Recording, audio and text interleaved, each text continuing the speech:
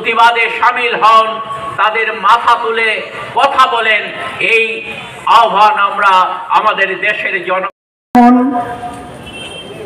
এক দেশ, এক ধর্ম, এক ভাষা, একই ট্যাক্সেসের যে নীতি জিএসটি গ্রহণ করার পর রাজ্যের সমস্ত টাকা তুলে নিয়ে যায় সেন্ট্রাল গভর্নমেন্ট।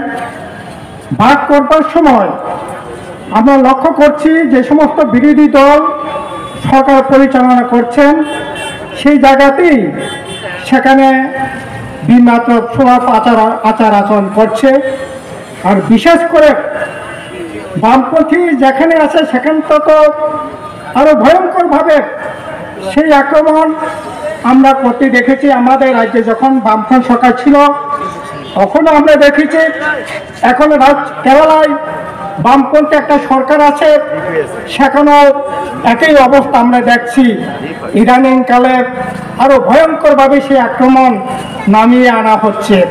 এই বিষয়ে এতক্ষণ ধরে আপনারা শুনছেন।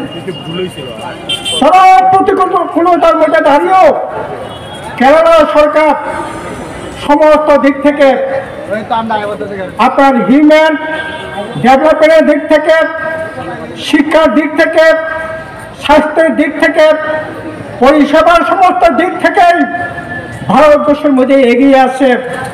গত কিছুদিন আগে এই যে পরিবার পিছু তার যে গড় ইনকাম একটা তথ্য বেরিয়েছে, আমরা কি লক্ষ্য করলাম?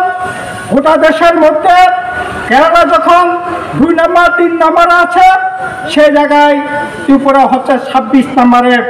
কেরালার গড় পরিবার ইনকাম যেখানে 22,000 টাকার উপর, আর ত্রিপুরার গড় আয় হচ্ছে সেখানে 9,000-এর কিছু টাকা।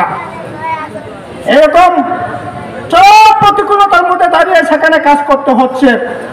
আরও বিশেষ করে শ্রমজীবী অংশের মানুষ, গরিব অংশের মানুষ, উপজাতি, দলিত, পিছিয়ে পড়া অংশের মানুষের জন্য বহুবিধ পরিকল্পনা নিয়ে সেখানে কাজ করবার চেষ্টা করছে।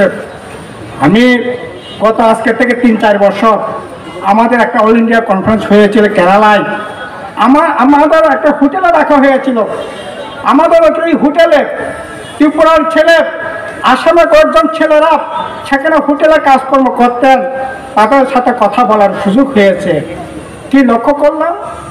আমাদের রাজ্যে ওই আপনি হোটেলে থাকেন, রেস্টুরেন্টে থাকেন, মুদির দোকানে থাকেন, যে যাকে যত খুশি যত টাকা, কাউকে 5,000, কাউকে 7,000, কাউকে 8,000, কাউকে সেখানে 9,000 টাকা দিয়ে সেখানে মাসিক খরচ সেখানে দেওয়ার ব্যবস্থা হচ্ছে। কেরালাই একমাত্র সরকার যেখানে আইন করে আজকে থেকে 3-4 বছর আগে কম করে 18,000 টাকার নিচে সেই হোটেলেই থাকো, মুদির দোকানে থাকো, যেখানেই সে কাজ করো তার মজুরি হবে মাসে 18,000 টাকা। আইন করে শ্রমজীবী অংশের মানুষের, গরিব অংশের মানুষের পাশে দাঁড়িয়েছে। এই যে সাধারণ মানুষের কল্যাণে যে কাজগুলো করছে সমস্ত দিক থেকে, এই যে গতকাল একটা রিপোর্ট বেরিয়েছে পত্রিকায়, যেখানে আমাদের এখানে মিড ডে মিল ওয়ার্কাররা মাসে 2,000 টাকা পায়, আর কেরালায় সেখানে মিড ডে মিল ওয়ার্কাররা 12,000 টাকা সেখানে সরকার থেকে দেওয়ার ব্যবস্থা করছে। এই হচ্ছে কেরালার সরকার। এই যে জনগণের সরকার, আপামর জনগণের সরকার, জনপ্রিয় সরকার কেরালা সরকারকে আজকে সেখানে হাতে মারবার গভীর যে রাজনীতি ষড়যন্ত্র হচ্ছে, তার পাশে গোটা দেশের মানুষ, আমাদের রাজ্যে গণতান্ত্রিক অংশের মানুষ, শুভবুদ্ধি অংশের মানুষ নিশ্চয়ই এই কেরালার পাশে আমরা আছি। এবং আমাদের রাজ্য আমরা যদি লক্ষ্য করে থাকি, যেখানে চরম প্রতিকূলতার মধ্যে থেকে কেরালা কাজ করছে, কিন্তু আমাদের এখানে তো আমরা লক্ষ্য করছি ট্রিপল ইঞ্জিনের সরকার চলছে। দিল্লিতে সরকার, রাজ্য সরকার, এডিসি প্রশাসনের এখন উভয় দলেরই সরকার। 30 দল পঞ্চায়েতে ওদের জোর জবরদস্তি করে ওদের সরকার করেছে। কি হয়েছে? কি সমস্ত দিক থেকে রাজ্য এখন পিছিয়ে পড়ছে। চাকরির কথা যদি বলি, বামফ্রন্ট সরকার যখন ছিল, ছোট্ট রাজ্য হলো, ঘর যে আপনার চাকরি যে আনুপাতিক হার গোটা দেশের মধ্যে 1 নম্বর ছিল, 37-38 জনের একজন সরকারি কর্মচারী ছিল, 1,60,62,000। কিন্তু এখন ত্রিপুরা সরকারি কর্মচারী কত অংশ আছে? 1,02,000, প্রায় বলা যেতে পারে 50, প্রায় 60,000 কাছাকাছি চাকরি। ভাড়া তো দূরের কথা, সেখানে কমে গেছে।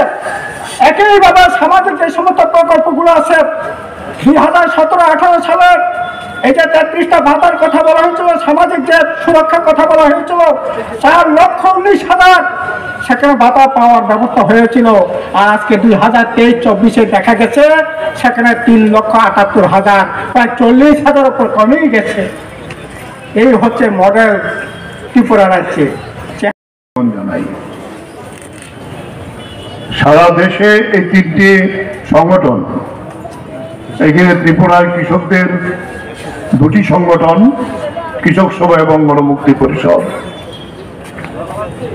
আমাদের রাজ্যে আমরা এই 4টি সংগঠন প্রত্যেকটি মহকুমা এবং জেলা সদরে আমরা গত 11 তারিখ থেকে আজকে পর্যন্ত কেরালার মানুষের প্রতি যে বঞ্চনা কেন্দ্রের নরেন্দ্র মোদী সরকার করে যাচ্ছেন তার সম্মতি জানিয়ে আমরা এ ধরনের প্রতিবাদ সভা সংগঠিত করছি এবং এটা গোটা দেশেই আমরা 11 তারিখ থেকে চলছে এবং ব্যাপক সাড়া আমাদের এই প্রতিবাদে আমরা মানুষের কাছ থেকে পাচ্ছি। কেরালার এই বঞ্চনা আজকে থেকে নয়, ভারতবর্ষে স্বাধীন হওয়ার পর 1956 সালে প্রথম কমিউনিস্টদের নেতৃত্বে ইএমএস নাম্বত্রিপদের সরকার গঠন হয়েছিল এবং এই সরকার প্রথমেই সকলের সমান অধিকার, সমান মর্যাদা এর ঘোষণা দিয়ে কাজ শুরু করেছিল। প্রথম ভারতবর্ষের মধ্যে স্বাধীনতার পরে ভূমিহীনদের, যারা গৃহহীন, তাদের জমি এবং ঘর দেওয়ার জন্য নামপত্রীপদের সরকার আইন তৈরি করেছিলেন বিধানসভায়। কেরালার যারা ভূস্বামী, তখন দেশে কংগ্রেসের সরকার, পণ্ডিত জওহরলাল নেহরু, শ্রীমতী ইন্দিরা গান্ধী কংগ্রেসের সভানেত্রী, 3 বছর যাওয়ার পরেই কেরালার এই ভূস্বামীদের কাছে মাথা নত করে কেন্দ্রীয় সরকার ইএমএস নাম্বত্রিপদের এই জনপ্রিয় সরকারকে ভেঙে দিয়েছিল। কিন্তু এরপর কেরালা এখনো ভারতবর্ষের একমাত্র রাজ্য যেখানে এই সাম্প্রদায়িক আরএসএস বিজেপিকে ঠেকিয়ে রেখে গণতান্ত্রিক মানুষের সরকার গঠন করে আসছেন। হ্যাঁ, বাম গণতান্ত্রিক সরকারের পরিবর্তন হয়, কিন্তু সেখানে আরএসএস বিজেপির কোনো জায়গা নেই। আর এই বিষয়টা নরেন্দ্র মোদী 2014 সালে কেরালার সরকারের বিরুদ্ধে একেবারে উঠে পড়ে লেগেছে। এই বঞ্চনা আমরা যখন ত্রিপুরায় বামপন্থী সরকারে ছিলাম, কেন্দ্রীয় সরকারে এভাবেই ত্রিপুরা তার শেয়ার অফ ট্যাক্সেস কেন্দ্র সরকারের বিভিন্ন প্রজেক্ট তা দেওয়ার ক্ষেত্রে বঞ্চনা ছিল। আমরা তার প্রতিবাদ সরকারের থেকে এবং রাস্তায় দাঁড়িয়ে করেছি। তো আজকে যেভাবে কেরালাতে একটি অত্যন্ত দায়িত্বশীল সরকার, আপনারা শুনছিলেন আমাদের সিআইটিউর সেক্রেটারির শঙ্কর দত্তের কথা, কিন্তু এর কোনো মূল্য নেই কেন্দ্রীয় সরকারের কাছে। জিএসটি হচ্ছে ডাবল ট্যাক্স, ট্রিপল ট্যাক্স। সারা দেশ থেকে কেন্দ্রীয় সরকার জিএসটির অংশ পায়। আমরাও তুলেছিলাম ব্যাপারটা। তাতে কি রাজ্য পায় 41% আর কেন্দ্র পায় 59%। কেরালা সরকার বলেছে আপনারা তো সারা দেশ থেকে টাকা পান, আর আমরা তো শুধু কেরালার মানুষের টাকাটা পাই, কেরালার ট্যাক্সের শেয়ার পাই। এটা কেন 50 ভাগ অন্তত হবে না, দেয়নি। কেন্দ্রীয় সরকার বিজেপির নেতৃত্বে সরকার আসার পরে স্বাধীনতার পর থেকে আমাদের দেশের অর্থ বন্টনের জন্য, সমানভাবে দেশকে গড়ে তোলার জন্য প্ল্যানিং কমিশন গঠন করা হয়েছিল। এই প্ল্যানিং কমিশন আমাদের প্রশ্ন থাকলেও এটা বিভিন্ন গুরুত্বপূর্ণ দপ্তরের যারা অভিজ্ঞতা সম্পন্ন বিজ্ঞানী, অর্থনীতিবিদ, তারা সেটা পরিচালনা করতেন। প্রধানমন্ত্রী বরাবরই তার চেয়ারম্যান, কিন্তু সেখানে যিনি ভাইস চেয়ারম্যান থাকতেন তিনি হয় কোনো বিজ্ঞানী, তা না হলে কোনো অর্থনীতিবিদ। প্রতি বছর মডেল স্টেট ওই গুজরাটের মতো মডেল নয়। গুজরাটের মডেল হলো অত্যাচারের মডেল, নিপীড়নের মডেল এবং বড় লোকদের পাইয়ে দেওয়ার মডেল। মুসলিমীয় কিছু লোকের আর্থিক ক্ষমতা খুব ঊর্ধ্বে তোমরা দাও, আর সাধারণ মানুষ আর্থিক ক্ষমতা কমিয়ে দাও। সাধারণত এটা অ্যাভারেজ হয়, একেবারে উপরের যায় নিচের যায় দুটো মিলে এভারেজে বলা হয় যে কে এ রাজ্যে মানুষের মাথা পিছু আয় বেড়েছে। প্র্যাকটিক্যাল ঘটনা কিন্তু সাধারণ মানুষের আয়টা কিন্তু কমেছে। আয় বেড়েছে আদানি আম্বানির মতো কিছু বড়লোক, একচিটিয়া পুঁজি, ধনিক বণিকদের আয় বেড়েছে, সাধারণ মানুষের কোনো আয় বাড়েনি। এই পরিস্থিতির মধ্যে কেরালা একটা বিকল্প কর্মসূচি নিয়ে সরকার চালাচ্ছে, আপনারা শুনছিলেন। বিকল্পটা কি? 100টা মানুষের মধ্যে 90টা মানুষ যারা শ্রমজীবী, হতে পারে কৃষিজীবী, হতে পারে ক্ষেত মজুর, হতে পারে শিক্ষক কর্মচারী, হতে পারে ব্যবসায়ী, হতে পারে কোনো না কোনো কাজের বিনিময়ে জীবিকাটা নির্ভর করে। এই মানুষগুলোর কল্যাণের জন্য বহুমুখী কর্মসূচি নিয়েছে, যেটা ভারতবর্ষে কোন রাজ্যে এত কর্মসূচি নিতে পারেনি। গভীর ষড়যন্ত্র চলছে সরকারটাকে ক্ষমতা থেকে হটিয়ে দেওয়ার জন্য। 2026-এ বিধানসভা নির্বাচন, টার্গেট বামপন্থী গণতান্ত্রিক যে সরকারটাকে সরকার থেকে উচ্ছেদ করতে হবে। তাহলে কি করতে হবে? একদিকে রাজনৈতিক গভীর ষড়যন্ত্র, আরেক দিক দিয়ে আর্থিক অবরোধ। তারা এমন কোন সেক্টর বাদ নেই যাদের জন্য ভাতা দেননি। ভাতার পরিমাণও কিন্তু অন্যান্য রাজ্যের তুলনায় অনেক বেশি। এখন কি করো? টাকাটা আটকিয়ে দাও। যেই টাকাটা সেন্টার থেকে পাওয়ার কথা, স্টেট থেকে যে আয়টা পাওয়ার কথা, এর ভিত্তিতে কিন্তু বাজেটটা তৈরি হয়। সেন্ট্রালের শেয়ার আসে না, রাজ্যের আয়ের উপর হস্তক্ষেপ, এই পরিস্থিতিতে তাহলে তারা ভাতার টাকাটা দিতে পারবে না।